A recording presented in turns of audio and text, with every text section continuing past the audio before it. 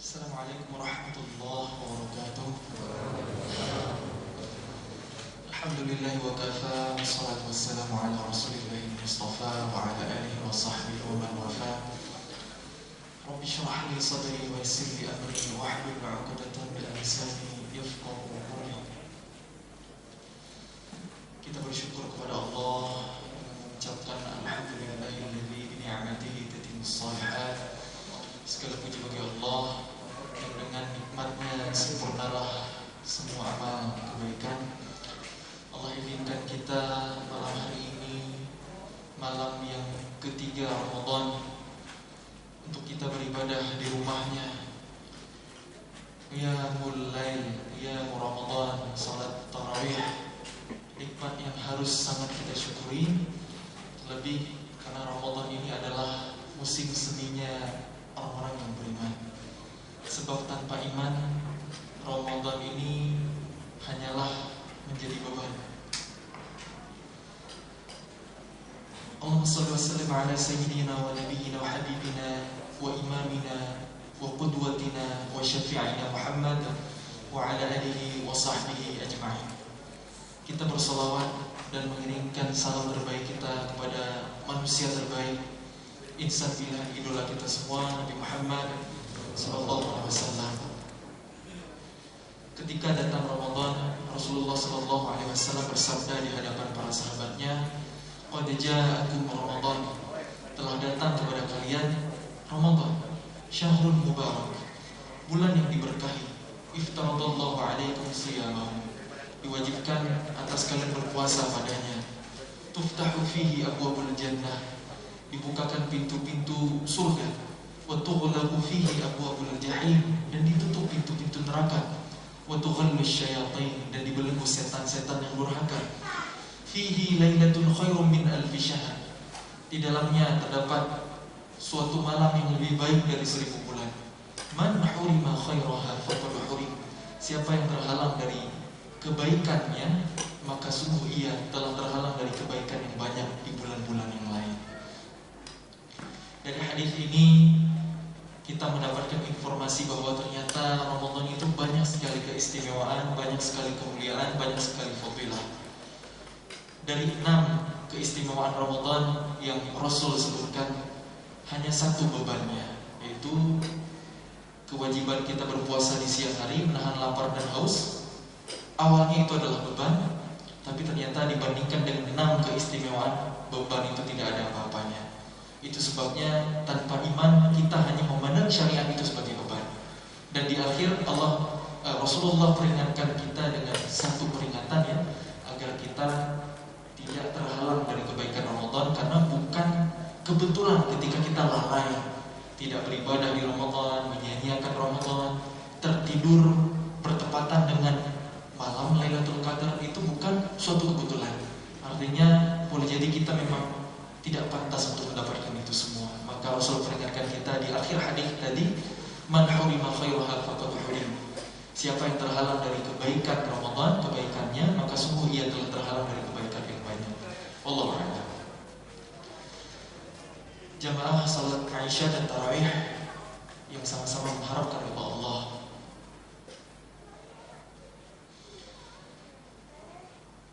Allah Subhanahu wa taala berfirman dalam Quran surah Al-Baqarah ayat 183. Surah ataupun ayat yang hampir selalu disampaikan setiap Ramadan tiba, dan saya yakin kita semua menghafalnya. A'udzu billahi minasy syaithanir rajim. Ya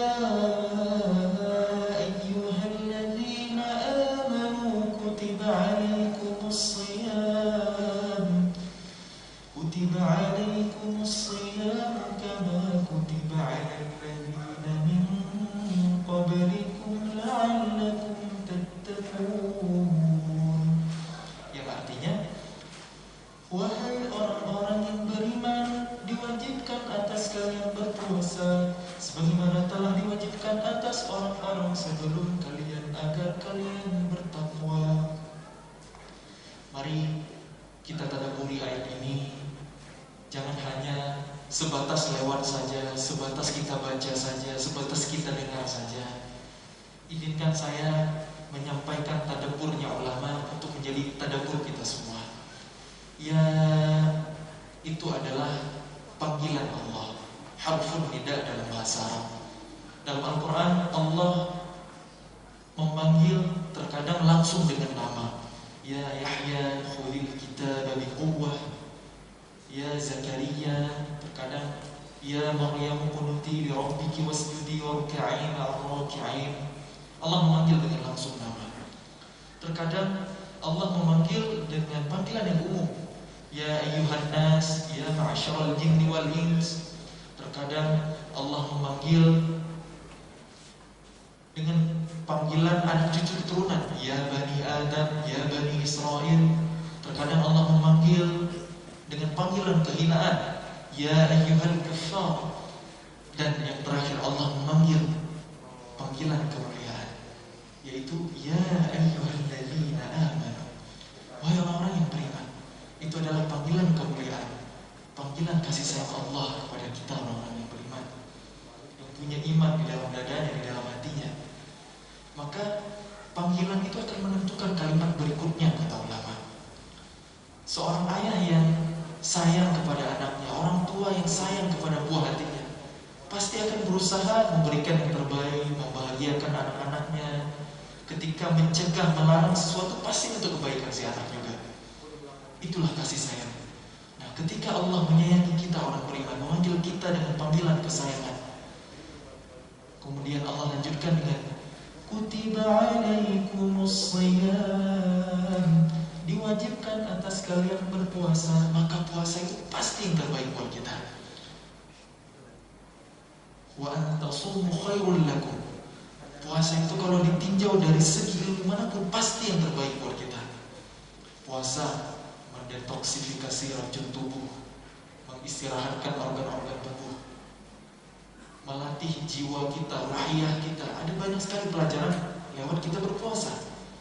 Melatih empati terhadap saudara kita yang merasakan kelaparan, solidaritas, menekan hawa nafsu kita. Karena selama berpuasa, yang halal saja, yang mubah aja nggak boleh dulu untuk sementara waktu, apalagi yang haram. Jadi luar biasa pelajaran dalam Ramadan itu lewat ibadah puasa ini. Makanya ketika Allah wajibkan puasa atas kita, yang awalnya beban, menahan lapar dan haus itu beban. Apalagi di siang hari yang terik, di cuaca yang panas, dengan lelah aktivitas kita berat. Maka Allah sampaikan dengan bahasa yang ringan. Allah tidak langsung menyampaikan diwajibkan, difardukan, enggak, tapi Allah sampaikan dengan kata kutiba. Kutiba itu berasal dari kata kataba yang artinya menulis. Kutiba alaikumus shiyam secara bahasa artinya telah dituliskan atas kalian berpuasa, telah disyariatkan atas kalian berpuasa. Jadi itulah mukjizat Quran. Sesuatu yang awalnya beban, Allah sampaikan dengan bahasa yang ringan, bahasa yang halus untuk mengurangi rasa beban Ramadan itu. Inilah mukjizat Quran. Karena dalam Al-Quran juga ada banyak syariat yang lain yang Allah awali dengan kutiba, yang itu merupakan kewajiban ya. Karena kaidahnya al-amru yadullu 'ala al-wujub. Perintah itu menunjukkan kepada kewajiban kecuali ada dalil lain yang membatalkannya. Kutiba alaikumul qisas, diwajibkan atas kalian menerapkan hukum qisas. Ini bukan amal pribadi, tapi level negara yang menerapkannya. Nanti ada kutiba alaikumul qital, diwajibkan atas kalian berperang. Kapan berperang itu? Nah, itu juga di level negara, bukan amalan personal. Kemudian ada kutiba alaikum idza hadara ahadakumul maut in taraka khairan lil wasiyah. Jika seseorang di antara kalian akan menjumpai kematian, maka persiapkan wasiat. Nah, ini amalan personal. Dan yang sedang kita bahas kutiba alaikumus shiyam, telah dituliskan, telah disyariatkan, telah diwajibkan atas kalian berpuasa. Jadi itulah mukjizat Quran. Kemudian kama kutiba alal ladzina min qablikum, sebagaimana telah diwajibkan, telah dituliskan, telah disyariatkan kepada orang-orang sebelum kalian. Tidak semua syariat yang Allah turunkan pada setiap nabi yang Allah utus akan dilanjutkan ke umat berikutnya. Contoh, Misalnya syariat menikah dengan saudara kandung, saudara-saudara. Hari ini haram, tidak boleh. Tapi dulu, di zaman, di masa Nabi Adam alaihissalam boleh. Karena tidak ada pilihan lain. Itu contoh, tidak semua syariat dilanjutkan. Nah puasa, kata Allah, kama kutiba 'alal ladzina min qablikum. Ada dari sejak zaman Nabi Adam sampai kita umat Nabi Muhammad SAW. Di setiap masa, di setiap nabi, di setiap rasul, di setiap kaum ada syariat berpuasa. Walaupun fikihnya berbeda-beda. Karena manusia ini diprogram oleh Allah butuh kepada yang namanya puasa. Dan puncaknya la'allakum tattaqun, agar kalian bertakwa. Apa itu takwa? Takwa mungkin kita menghafal definisinya, taat kepada Allah, ya, takut kepada Allah dengan menjalankan perintahnya, menjauhi larangannya. Itu betul, tidak salah. Tapi kalau begitu apa bedanya kita dengan robot yang dengan teknologi hari ini bisa diprogram taat kepada perintah yang menciptakannya, ya. Program robot untuk mau sholat bisa aja. Robot mau menjalankan puasa nggak dikasih baterai, nggak dicas, bisa aja. Apa bedanya kita dengan robot? Dengan tombol on off-nya dia menjalankan kewajiban atau perintahnya. Apa bedanya kita dengan robot? Yang membedakan adalah hati kita. At-taqwa hahuna, takwa itu dari sini. Iman itu juga dari hati. Itulah yang membedakan kita. Makanya beribadah ini haruslah panggilan jiwa, haruslah panggilan hati, harus dengan dorongan iman. Karena iman itu bukan teori, bukan kita menghafal rukunnya ada 6 perkara, bukan. Tapi iman itu apa yang diucapkan oleh lisan, dibenarkan oleh hati, dan dibuktikan dengan amal perbuatan. Dengan iman, syariat ini adalah kenikmatan. Karena tanpa iman, semua syariat adalah beban. Dan puncaknya adalah Allah ingin dengan ibadah puasa ini kita meraih predikat takwa. Puasa adalah ibadah atau cara termudah untuk kita meraih derajat tertinggi. Karena kata Allah di surah Al-Hujurat ayat 13, Inna akramakum 'indallahi atqakum. Sesungguhnya yang paling mulia di antara kalian di sisi Allah ialah yang paling bertakwa. At-taqwa, kata ulama, al-wiqayah, al-ittiqa. Takwa itu perisai, tameng. Sebelum ancaman kemaksiatan menyerang kita, kita sudah menjauh duluan. Itulah hakikat takwa. Seperti Abu Hurairah radhiyallahu anhu yang pernah menyampaikan ketika ditanya apa itu takwa, seolah-olah engkau menyusuri suatu jalan yang penuh dengan duri, maka engkau pasti akan berhati-hati ketika melangkahkan kaki. Itulah takwa. Maka sebelum duri-duri kemaksiatan itu tertusuk, menusuk kaki kita, maka kita dalam melangkah kehidupan ini cenderung berhati-hati, lebih dulu berhati-hati. Nah itulah takwa, hati-hati, itu bahasa sederhananya.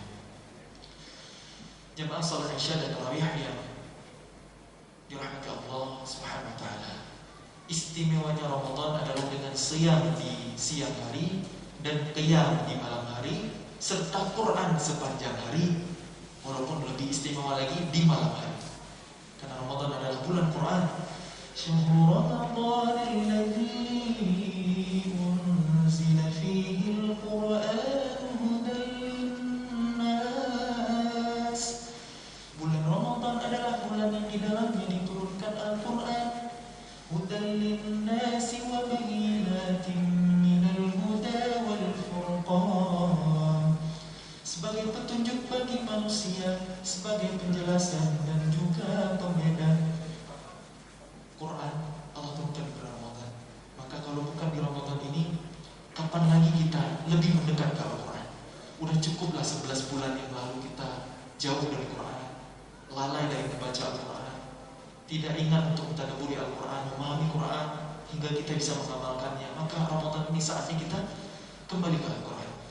Ulama-ulama orang-orang saleh terdahulu, begitu Ramadan tiba, misalnya Imam Malik rahimahullah ta'ala menutup kajian-kajian hadisnya, beliau menasihati murid-muridnya, pulanglah kalian ke rumah kalian untuk bersamai Al-Quran. Imam Asy-Syafi'i rahimahullah ta'ala khatam Al-Quran selama Ramadan 60 kali. Bukan sekali 2 kali, 60 kali. Itu artinya sehari 2 kali khatam. Itu ulama. Maka kalau kita belum bisa mengamalkan semuanya belum bisa sempurna, jangan tinggalkan semua. Minimal kita punya target di Ramadan kali ini khatam 1 kali, 2 kali, sesuai dengan kemampuan kesanggupan. Tapi kita juga perlu ingat bahwa Quran itu adalah hudan linnas, petunjuk bagi manusia. Kapan Quran jadi petunjuk? Ketika dipahami. Karena Quran Allah turunkan bukan hanya untuk dibaca.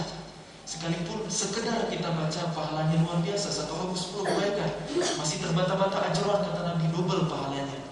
Tapi bagi yang menguasai Quran, yang mahir membaca Al-Quran, alladzi yaqra'una Al-Quran fahuwa mahir ma'as safaratil kiramil bararah, akan bersama mereka yang mulia. Itu di luar Ramadan, pahala membacanya saja luar biasa. Apalagi di dalam Ramadan, apalagi ketika kita pahami maknanya untuk bisa kita amalkan dalam kehidupan, pahalanya berlipat-lipat ganda lagi. Karena Quran Allah turunkan, kitabun anzalnahu ilaika mubarakun liyadabbaru ayatihi wa liyatadhakkara ulul albab. Kitab Al-Quran ini kami turunkan bersama dengan keberkahan untuk ditadaburi ayat-ayatnya, dan supaya menjadi pelajaran bagi orang-orang yang memahaminya. Dan puncaknya, wabayyinatin minal huda wal furqan. Quran itu sebagai penjelasan dan juga pembeda. Quran itu bukan hanya membedakan kepada kita mana yang hak dan batil, yang benar dan yang salah untuk kita ikuti, kita jauhi. Quran juga akan membedakan orang yang menjadi sahabatnya. Harus berbeda antara orang yang mengaku dekat sama Quran dibandingkan orang yang tidak mengenal Quran. Kalau kehidupan orang yang mengaku rajin baca Quran, bahkan hafal Quran, gak ada bedanya dengan yang jauh dari Quran, berarti ada yang salah antara orang itu terhadap Qurannya.